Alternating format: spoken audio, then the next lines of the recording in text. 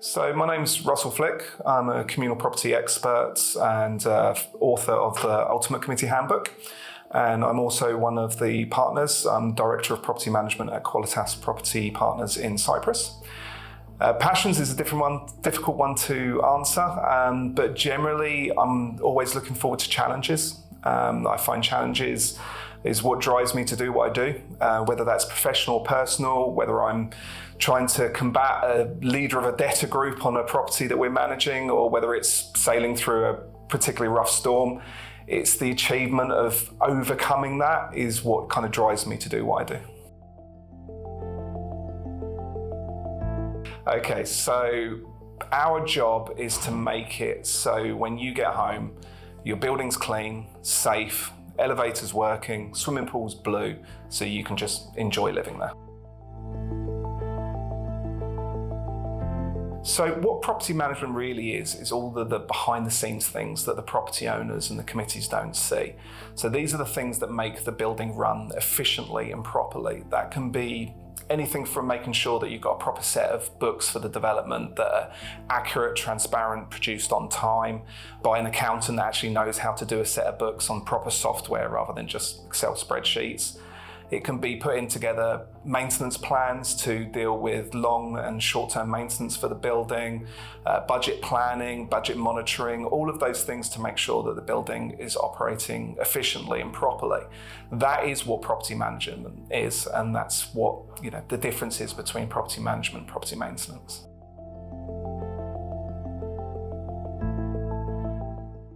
There's a huge change in property ownership in Cyprus, certainly over the last 12 months, but it's been developing over the last few years. Historically, most new purchases of property in Cyprus were by investors looking to buy property, make money in the short term on those properties.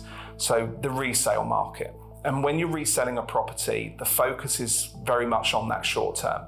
You want to make sure the building's operating as nice enough to make it look okay, not to put off any potential buyers, but also to keep the communal fees as low as possible so as not to put off those potential buyers as well. That's good in the short term, but very, very bad for long-term maintenance of property. That's changed now. Now the resale market has started to stall a little bit in Cyprus. People are focusing more on long-term ownership of property, whether that's as a primary residence or as an investment, renting it out. That requires a completely different type of thinking. So that's focusing more on making sure the building is attractive to tenants, that you don't have issues within the building, it's well maintained, things are operating smoothly, and also focusing on that long-term goal of how much is this property going to be worth in 2, 5, 10 years' time. So that means that there's a much more focus on the long-term maintenance plans, repainting plans, renovations, and improvements to the buildings, which is welcome because too many buildings were getting too little done to them because of those short-term goals.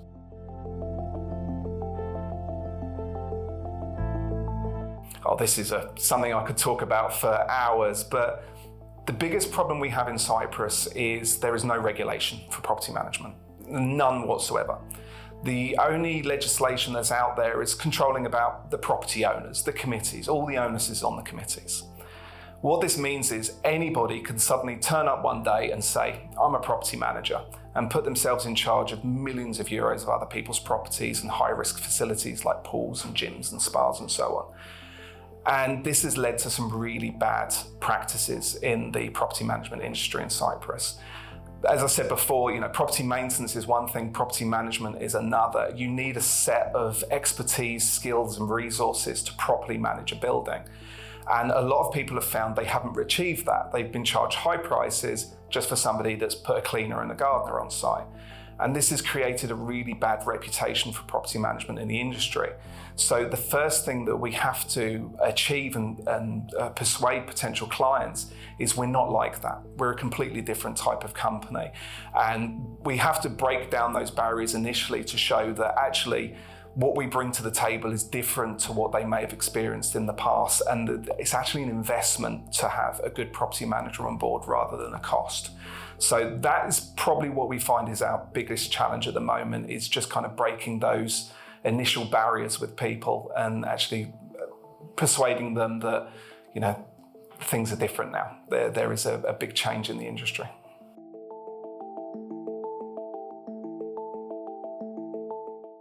Yeah, so one of the biggest issues is on the financial side. So you tend to find that property managers, I won't knock it because it's the way we started. They started out usually as sole traders that build a business around themselves. So somebody that a lot of the time came to Cyprus, maybe either as kind of looking to semi-retire or emigrate to Cyprus. And it's easy to say, hey, I can clean a swimming pool, I can clean an apartment, I'll start managing property. And they learn as they go along. Now that's good to some aspects, but what that means is every property manager has their own way of doing things. They don't follow any standardized format. So financial practice is one of the things that's the biggest hit from that. So you'll have property managers that are doing the books on a development on an Excel spreadsheet. They're not doing the books towards any kind of standard accounting format. So when we take over projects from these companies, one of our first biggest hurdles is actually just trying to understand the finances. And when you look at it, you can find that the way these are done, it's very easy for mistakes to be made, or it's very easy for actual things to purposely be misreported. You can have embezzlement, you can have money going missing, you can have cash payments that are going out and no records of them. So this just opens the industry up to fraud and all of these kind of problems. And I would love to say it's rarely seen, but unfortunately we do see it quite often when we're taking on these projects. So the financial side is definitely the challenge. The other is there is an industry practice to try and trap clients. So what you'll have is maybe it's a developer management company. They'll put these contracts in place that are 1,000-year contracts that are impossible for the client to get out of. But what they do is they try and make it so their clients are as misinformed, have as little information as possible. So they're not aware of their rights. They're not aware of the way the systems and the protections that are in place for them. They purposely keep them in the dark. So property owners just sit there and think, hey, I've got to use X company, what choice have we got? And again, when a company feels that they've got a guaranteed contract, that no matter what they do, they'll keep it, the quality just suffers and the service just suffers. And again, this is another challenge that we have to overcome, is actually showing that the legal protections are there. You're never trapped into a bad service. There's always ways around it.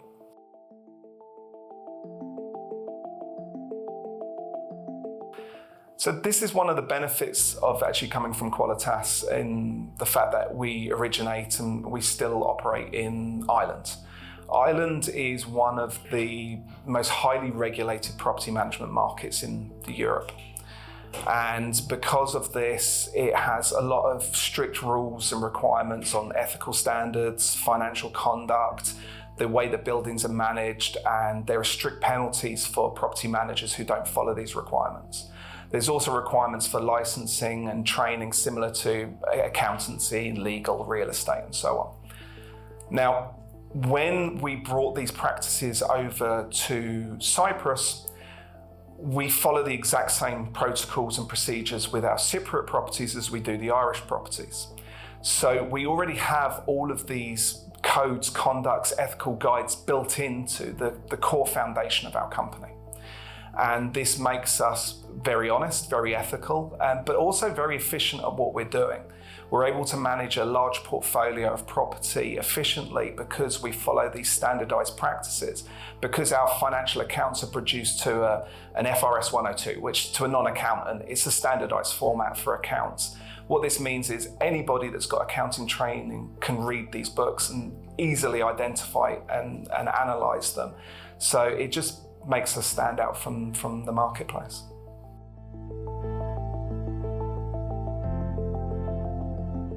People are becoming a lot more aware. So previously, and for a very long time, property managers were able to get away with all sorts because their clients didn't know the regulations. They didn't know the protections. They didn't know that there was any other choice.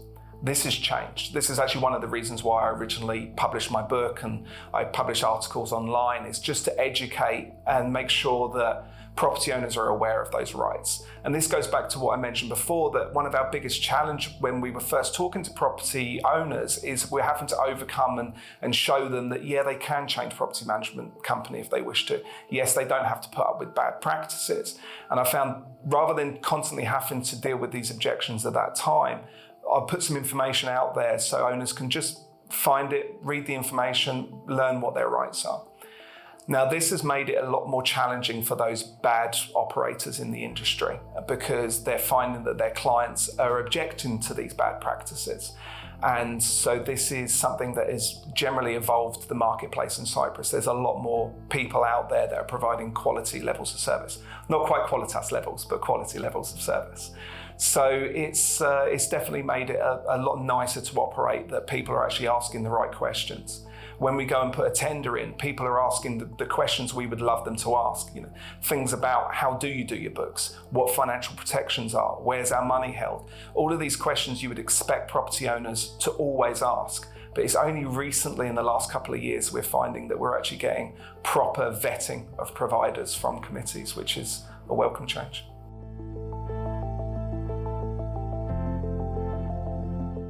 Sure, so it's the ultimate committee handbook. So what it is it's designed as a single resource for any person that's a property owner, wants to be on the committee or already on the committee in their buildings. Committees are the elected representatives of the owners. So these are generally just property owners that have put themselves forward to help steer their building into the right direction. Now, this means that by nature of that, they're probably not experienced or they don't have the knowledge of the way everything is supposed to operate in Cyprus, which is a very unique property market. So what this is that resource for those owners, which covers every aspect of the committees. So what they are, how they're formed, how to organise general meetings, how to do their budgeting, how to do long-term, short-term planning. So it's all of the aspects of how to manage a building properly. And it has that complete resource for them, and it's got little bits and bobs in it like, you know, PDF guides and templates and a few other things. But it really was intended as any committee can have this book on their desk, and if they've got any query of any of their duties, they've got that available. And the best way I always describe it is it takes the very cold law, which not everybody's a lawyer. You know, the legislation's out there. You can go online, you can download it. It's not a huge document, but it's written for lawyers. So what it does is it kind of translates that into practical applications. And it goes through and says, well, okay, this is what the regulations say. This is how you follow the regulations. But these are also the best practices that go above and beyond those regulations, which will make your building efficient.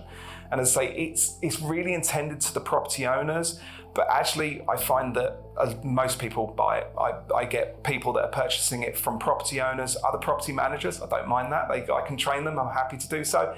Even legal firms. Actually, one of our biggest purchasers of the books are legal firms that actually have this as a practical resource of, you know, how to actually manage a building in the real world, not the ideal world, which is the way the law's written. Where can someone purchase your book? Just Google ultimatecommitteehandbook.com online. Google me, Russell Flick. You'll find plenty of links. I make sure it's easy to get to.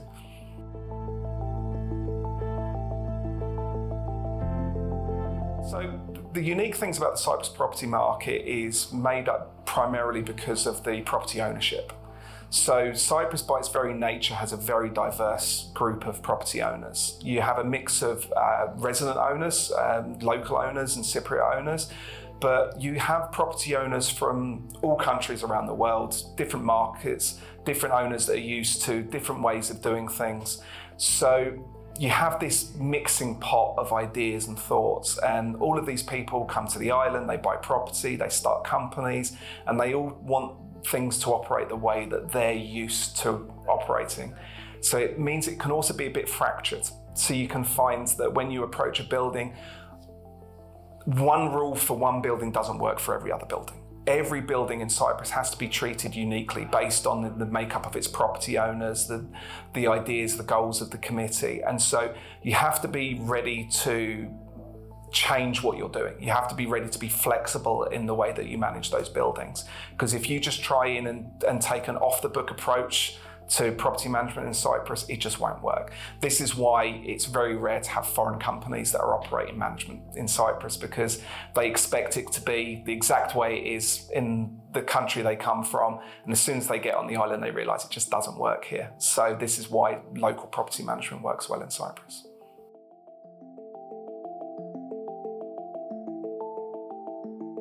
Technology is key. I mean, most people know now that everything's developing. Everything is available. Everything is online. People expect that instant availability to data. We've invested very heavily into technology as a company. Now, this is beneficial to our clients, obviously. It's beneficial to us. But we use technology in every aspect of property management. So this can be from the property owners. The property owners have access to an online secure owners portal. They can go instantly and view their latest statements, pay their communal fees, view important documents relating to their building, budgets, financial plans, AGM minutes, committee minutes, all of these kind of documents, insurance documents and so on. Right the way through to the operational side. Clients in any of our building, if they notice a maintenance issue, they don't have to do the old school thing of picking up the phone and calling. They can scan these barcodes around the building. It instantly reports the maintenance issue through to our systems. And those maintenance issues are processed based on what the client wants us to do, whether it's just inform the client or go ahead and do small works or so on.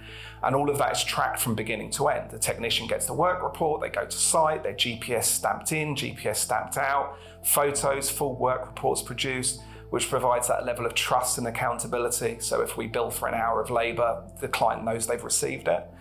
So this provides a very good service to our clients, and we love to see that. We love that they benefit from that.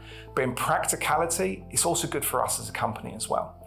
One of the biggest questions we get when we meet with potential clients, when we go through about all of what's included in Qualitas Property Management, one of the most common questions we get at the end is, this sounds really expensive. You must be the most expensive property management company. You're doing twice as much as what we've been quoted from other providers, so you must be twice as much to pay for. In reality though, because we've leveraged all of this technology, we're able to manage a much larger portfolio with the same staff as competitors a quarter of our size. And so when we use that example of the owner's portal, that's great for the property owner. But in practicality, that means the number of phone calls and emails into our office is dramatically less than companies that don't use these type of systems. So that's beneficial to everybody. So we've recognized that and we're always building on it. The maintenance QR code thing, that's something we implemented in the last year. We're always looking to develop new technology and new systems. And it's one of the things that we feel is what really makes us stand out from the competition.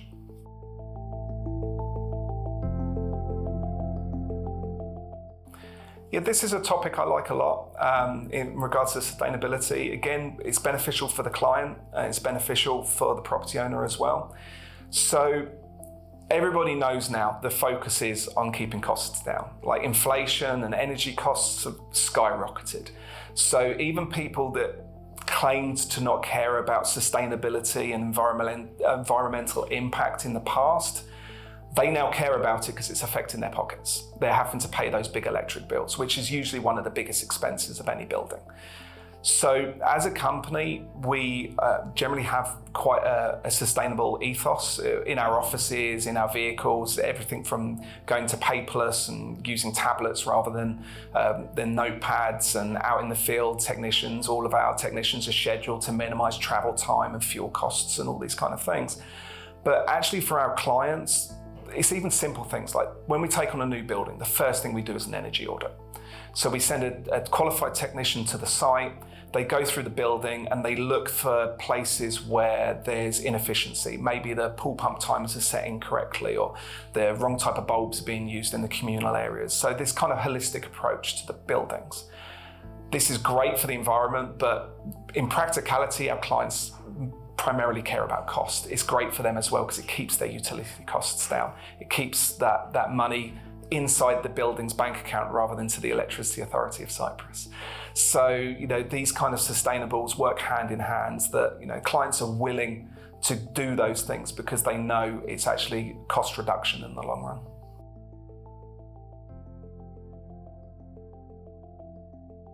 So, yeah, I mean, it does go hand in hand with, say, the finances. So a few years ago, if we wanted to speak to a client about the benefits of putting solar panels, photovoltaic panels on their building and the costs involved in that, generally it would almost be laughed out of the room. People would not be willing to go and spend 5,000, 10,000 euros on these systems. They didn't see the long-term benefit from it. It just wasn't in their mindset yet because generally electricity costs were still reasonably low and it's just a percentage of the budget. Now, clients are much more receptive to looking at these kind of long-term approaches.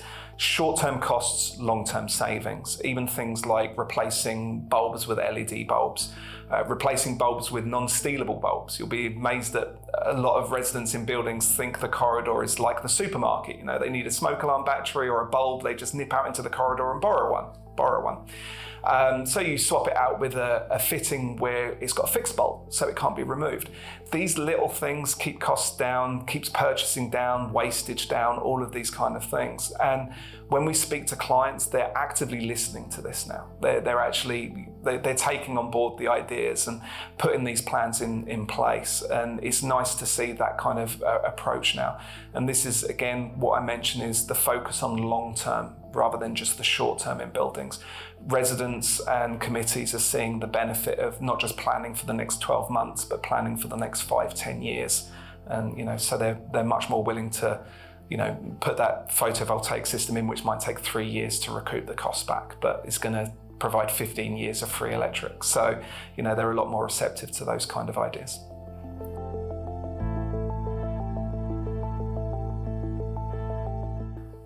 This is a really good one. So a lot of new property owners or purchasers feel that they are wise now. A lot of the previous issues where people were buying property, they know to ask the basics. Has it got title deeds and all of these kind of things. So there's been enough publicity about that people are wise to ask those questions. But it's almost like they tend to have like a blind spot in regards to the communal sides of the building.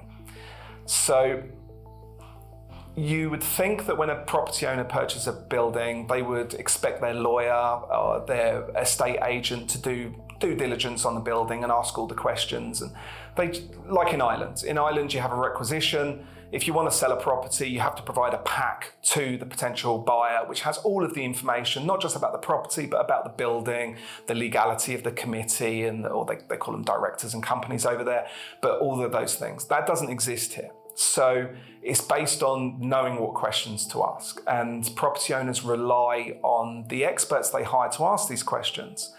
But it's very rare. The majority of the time, the first contact we have with a new purchaser or their agent is after they've bought the property. They're contacting us and say, hey, I've just bought a property, where do I pay the communal charges? Which is good if the building is being run well, they're lucky. But at that point, they might have purchased a property without a legal committee, or they've got a property where half the owners are debtors, or they've got issues with the building structure, it may need a major repaint, all these kind of things. They don't know any of this information until it's too late. They really need to be aware to ask those questions and not just trust advisors to ask it. Speak to your lawyer and say, can you do these checks for me? And if they're not willing to do it yourself. Contact the committees and ask the right questions. Ask the questions that will tell you all of those aspects. Because if you buy 2 properties, one property has got a good committee, good payment rates, transparent accounting, and you've got the exact same property next door, which has got no committee or a bad property manager, bad accounts. On the surface, they might look identical, but one of them's a very good property investment and one of them's a very bad property investment. I've seen properties where they're unsaleable because the building's just gone derelict through bad management practices and just allowed it to go through this downward spiral. And people can be buying into those properties without being aware. They're just attaching themselves to a sinking ship.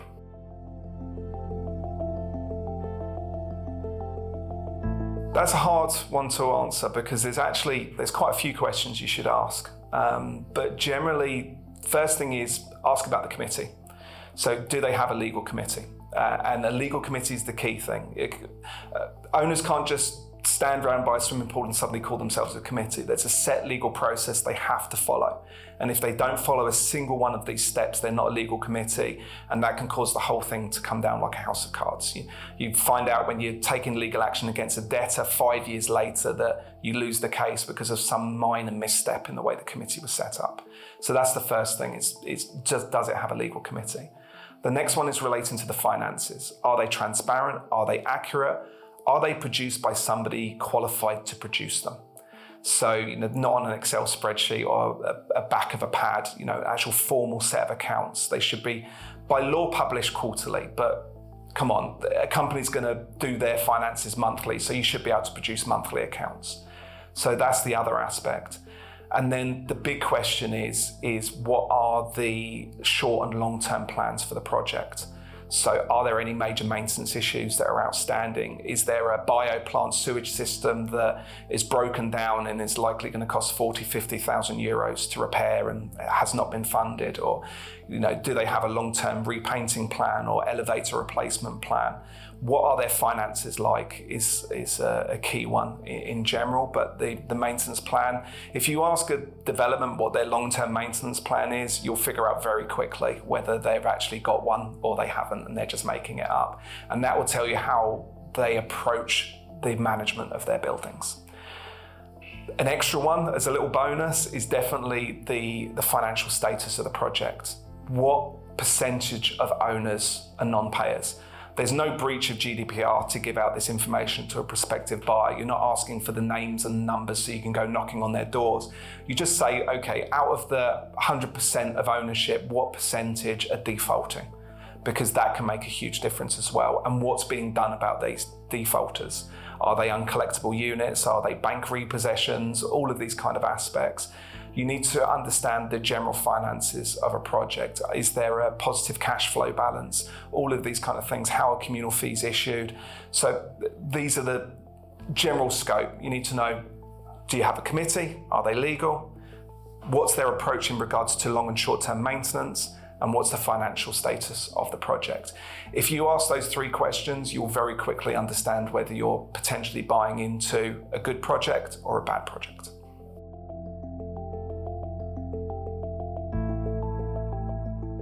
Generally, just pick the right project. You can pick the best apartment in the world. It can be beautiful inside.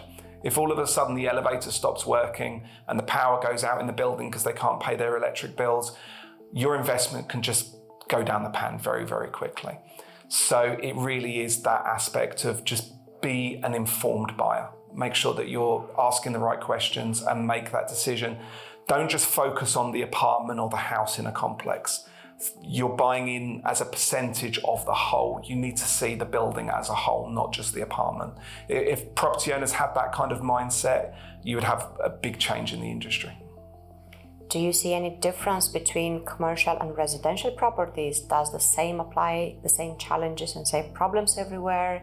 Something in particular you would advise somebody who's looking for commercial properties to pay attention to more, perhaps? With commercial properties, you have a similar setup. So if you've got a multi-unit building, whether it's an apartment or a shop, they're treated the exact same way under the legislation. So they have all the same procedures. What you'll find with commercial buildings, you'll find it's one or the other. Either it's being run as a communal building or it's not.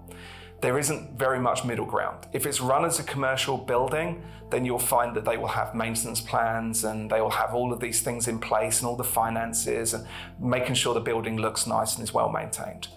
Or it'll be the shop owners take a broom and sweep outside their property every now and again and all chip in for an electric bill. It's very much a light and dark side of the coin on that. But the principles are the exact same. If you're purchasing the commercial property, follow the exact same things. How's the building run? What's the maintenance plans? What's the costings involved?